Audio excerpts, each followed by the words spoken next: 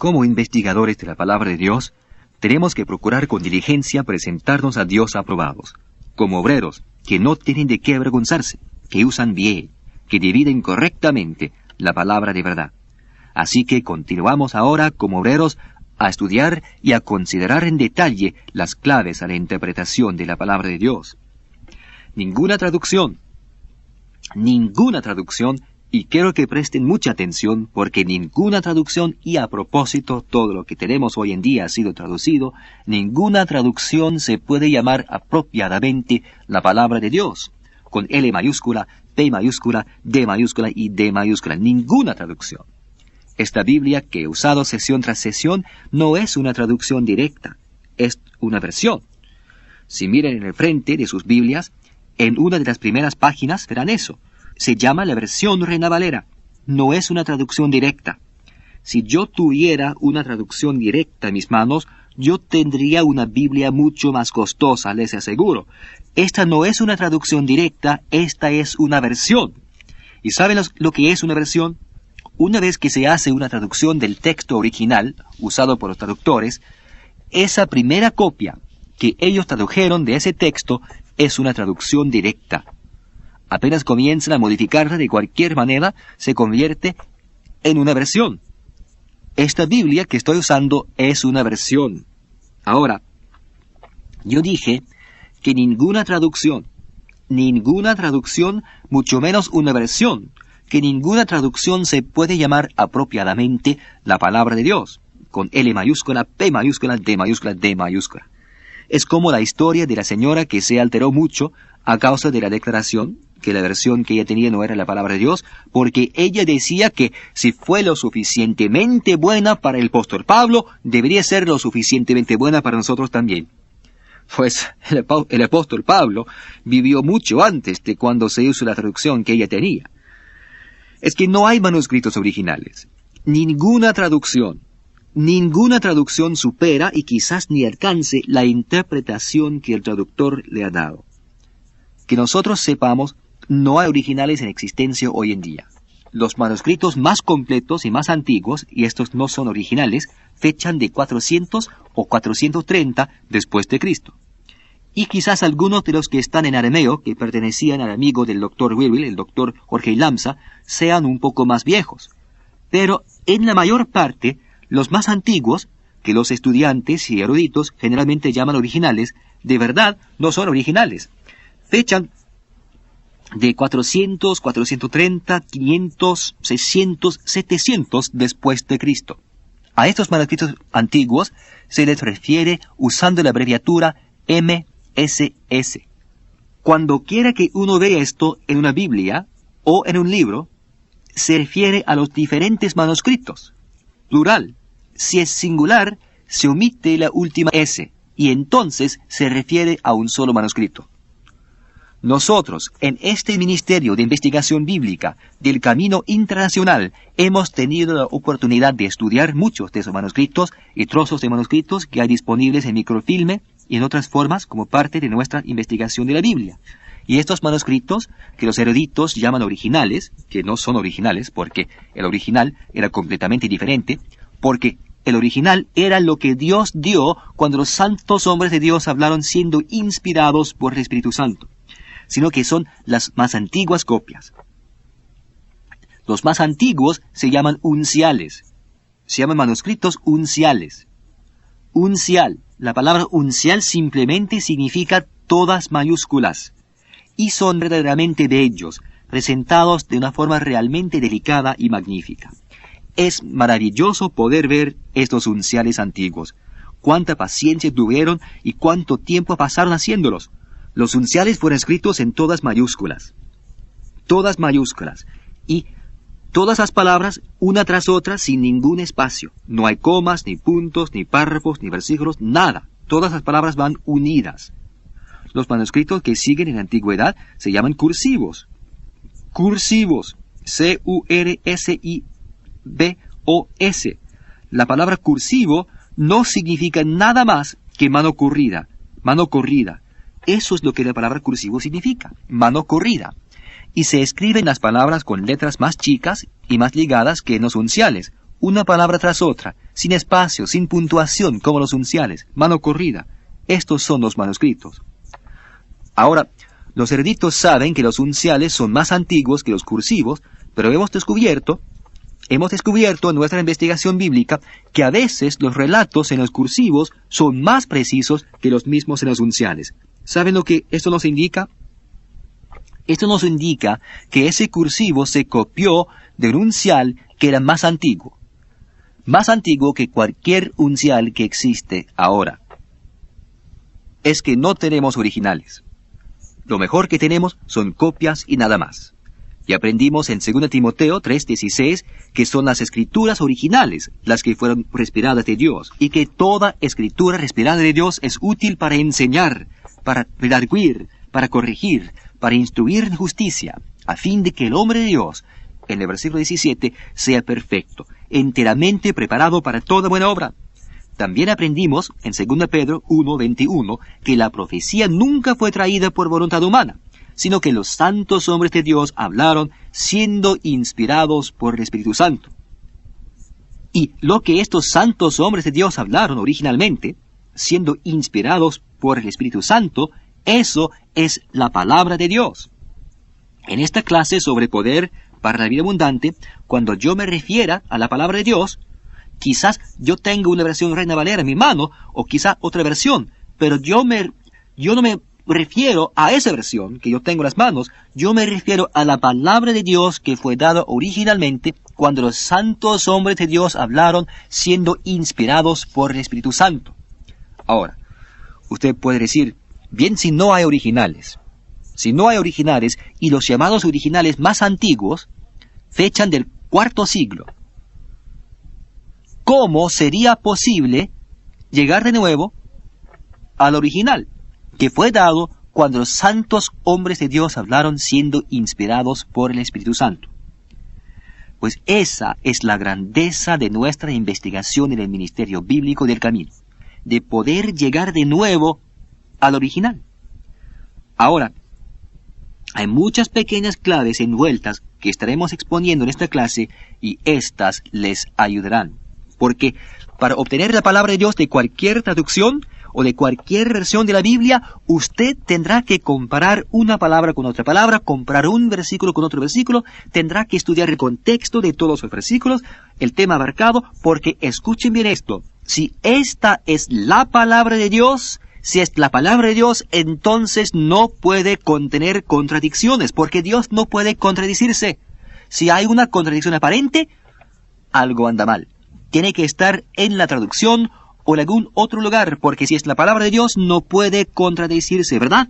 ¡Claro que no! Así que si vamos a obtener la palabra de Dios de una traducción, tendremos que comparar escritura con escritura, tendremos que comparar palabras con palabras y comparar una palabra con otra, porque si hay una contradicción, solo puede encontrarse en uno de dos lugares, o en mi entendimiento, que no entiendo lo que está escrito, o tiene que estar en la traducción, porque si es la palabra de Dios, no puede contener error. Cuando yo hablo de la palabra de Dios en esta clase, siempre me estoy refiriendo a la palabra original, que fue dada cuando los santos hombres de Dios hablaron siendo inspirados por el Espíritu Santo. Porque nunca la profecía fue traída por voluntad humana, recuerde eso, y que toda la escritura es respirada de Dios. Es a esa escritura respirada de Dios que queremos llegar en esta clase sobre poder para la vida abundante.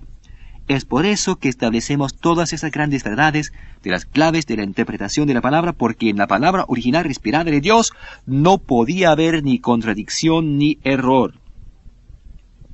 Ahora, si nosotros podemos llegar nuevamente a esa palabra original respirada de Dios, y confío que sí podemos, entonces, una vez más, podremos decir con toda la autoridad de los profetas de antaño, así ha dicho Jehová, así ha dicho Dios, y eso lo decide, porque la palabra de Dios encajará como anillo al dedo desde Génesis hasta Apocalipsis y funcionará con una exactitud matemática y una precisión científica por toda su extensión. Eso es cierto. Para llegar a las claves básicas, a la interpretación de la palabra, hay ciertas cosas que deben comprender. Quizás tendrán que hacer algunos cambios, en su manera de pensar respecto a esas cosas. Por ejemplo, no hubo capítulos en el texto original, no hubo capítulos, ni siquiera en los manuscritos unciales y cursivos que se dicen ser originales. No hay ningún capítulo. Los capítulos se utilizaron por primera vez en la Biblia alrededor de 1250 después de Cristo. Además, no hubo versículos en los originales a los cuales nos referimos aquí. No hubo versículos. Los versículos se utilizaron por primera vez cerca de 1550 después de Cristo. Y desde entonces aparecen en todas las versiones de la Biblia, incluidas la versión de Casiodoro de Reina de 1569 y sus revisiones posteriores. ¿Recuerdan cuando la Biblia fue impresa por primera vez? Por Gutenberg, en Alemania, en 1450 después de Cristo. En 1250 se introdujeron los capítulos, en 1550 los versículos, y fue impresa en 1450. Así que tienen 1250, 1450, 1550. Muy fácil de recordar. Así que usted no le puede echar la culpa a Dios por los errores en versículos y capítulos. Nosotros no andamos en busca de versículos y capítulos. Nosotros andamos tras esa palabra original que fue dada cuando los santos hombres de Dios hablaron siendo inspirados por el Espíritu Santo. Andamos en busca de esa palabra original. Así que los versículos y los capítulos son buenos para servir de referencia, y le doy gracias a Dios que los tenemos, porque quizás tendremos un pequeño problema con encontrar Juan 3:16 sin ellos. Y de lo que yo he observado de la gente cuando primero llegan a estas clases y ni han aprendido los libros de la Biblia, yo les hablo del libro de Juan o de Hechos, y ellos están buscando por aquí en Génesis, Éxodo, Levítico, Números, o les hablo del libro de Deuteronomio, y buscan en el Apocalipsis. Me parece muy afortunado que tenemos los versículos y los capítulos hoy en día, y le doy gracias a Dios por ellos. Pero fueron añadidos por el hombre y están desprovistos de autoridad en cuanto a la revisión correcta de la palabra. Y recuerden que solo nos presentamos a Dios aprobados cuando dividimos correctamente la palabra. Así que los versículos y los capítulos están totalmente desprovistos de autoridad, buenos para servir de referencia, pero nunca para interpretar la palabra, nunca. Recuerden eso. Ahora Génesis, capítulo 1. Muchas veces he dicho que cuando los dividieron en capítulos, cuando tomaron esos manuscritos antiguos y los dividieron en capítulos y versículos, cometieron un error en el primer capítulo de Génesis para que pudiéramos enseñar esta clase sobre poder para la vida abundante. Ustedes decidan si creen que es cierto o no. Pero en Génesis, capítulo 1, al final de ese capítulo, en el versículo 31, el último versículo, y vio Dios todo lo que había hecho, y he aquí que era bueno en gran manera, y fue la tarde y la mañana el día sexto. Ahora comienza el capítulo 2, y comienza con las palabras, fueron pues. Esa palabra pues me muestra inmediatamente que algo anda mal, porque es la continuación de lo que se decía. Terminaron el capítulo 1 con, y fue la tarde y la mañana el día sexto. Ahora siguen con el capítulo 2, versículos 1 a 3.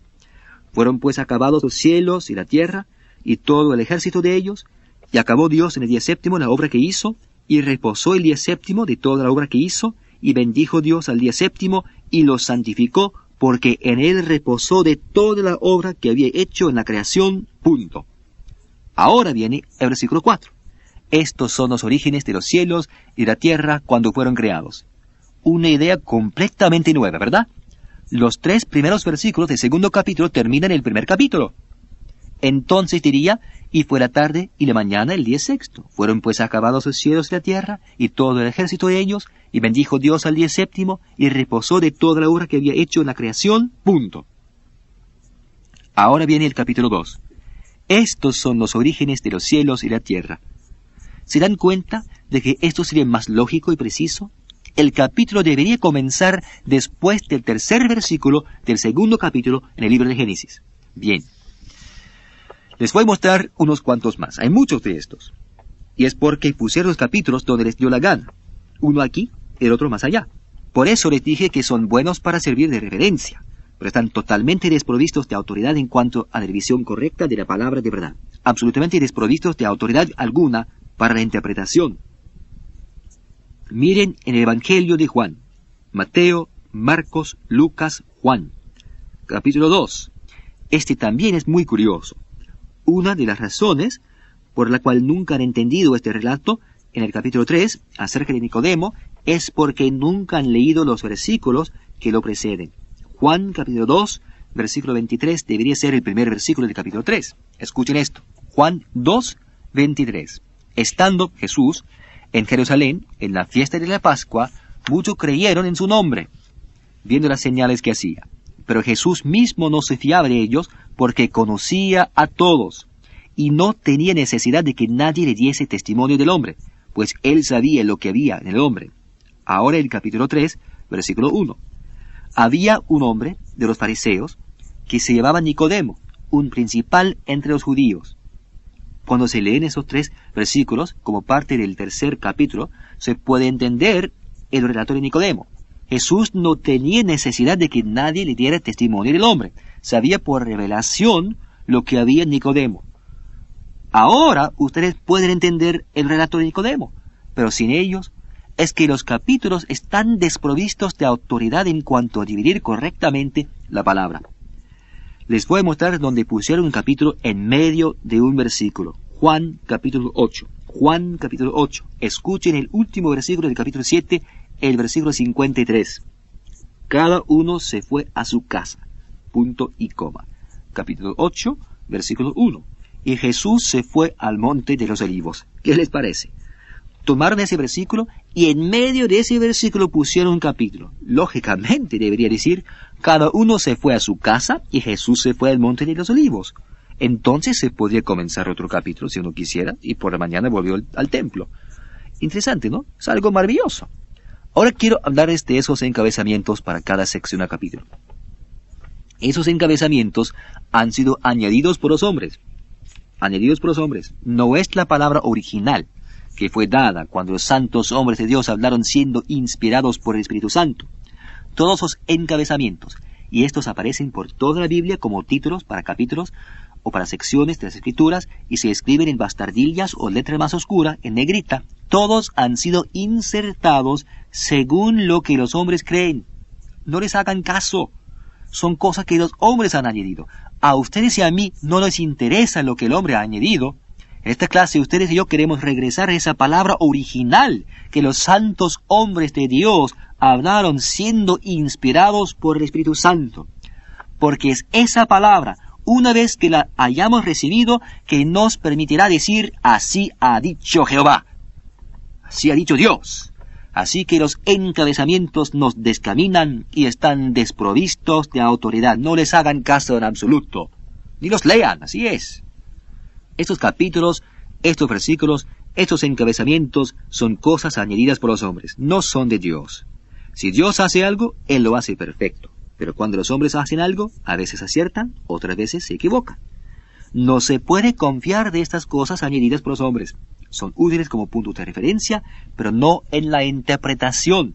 Otra cosa, los párrafos que aparecen en algunas Biblias y las referencias, los párrafos y las referencias son todos hechos por el hombre. Los párrafos son interpretaciones de lo que los traductores piensan. Ellos indican que un tema se ha completado y que uno nuevo comienza. A veces los traductores no reconocen la división apropiada de temas. No les presten atención. Están totalmente desprovistos de autoridad. Nosotros no leemos basándonos en lo que ellos piensen que sea un párrafo. Leemos basándonos en el contenido temático. Tenemos que entender el impacto total de lo que la palabra está procurando decir para poder averiguar lo que es de verdad la palabra. Las referencias, las cuales están al final de la página, nos dicen lo que, según el pensamiento de los editores, tiene conexión con ese versículo. A veces ellos aciertan, a veces se equivocan. Todas estas marcas han sido añadidas y pueden confundir al estudiante común y corriente que recién está empezando en el estudio de la Biblia porque él no sabe que han sido añadidas por el hombre y puede pensar que han sido dadas por Dios mismo. ¡No! ¡No! Dios dio la palabra original. Él no es nada responsable por los errores que los hombres han introducido por sus traducciones o encabezamientos o referencias o marcas de párrafos. Dios no tiene nada que ver con ellos. El hombre cometió todos esos errores. La puntuación es otra linda cosa. Si usted quiere que la Biblia diga algo para justificar su teología, todo lo que tiene que hacer es manipular la puntuación. A la palabra de Dios se le puede hacer decir algo que en realidad no dice, con solamente poner una coma. Cada traductor siguió su propio plan o su propia norma, lo cual hace que toda la puntuación sea desprovista de autoridad divina.